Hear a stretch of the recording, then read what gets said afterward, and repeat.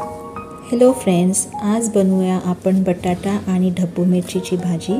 त्याच्याकरता मी इथं पहिली वाटणार आहे खोबरं, लसूण, हिरवी मिरची आणि थोडीशी कोथिंबीर। हे आपल्याला पाणी न घालताच वाटायचं आहे। वाटल्यानंतर एका कढईत फोडणी करायची। फोडणीत थोडासा कढीपत्ता, हिंग, हळद आणि कांदा चिरून घालायचा।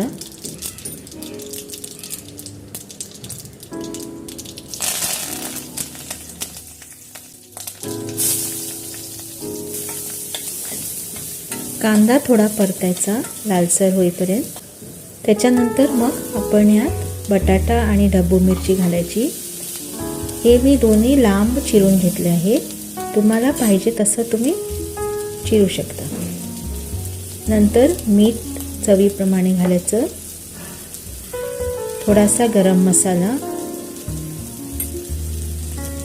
गूळ टाकायचं थोडंसं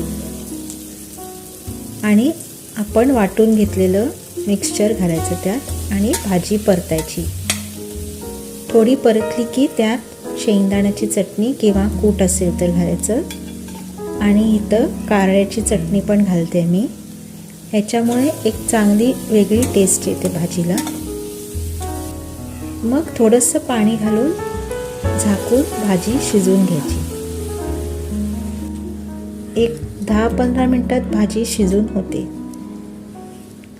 ही भाजी अगदी टेस्टी होती आहे। आपण जरूर ट्राय करून बघा तुम्ही।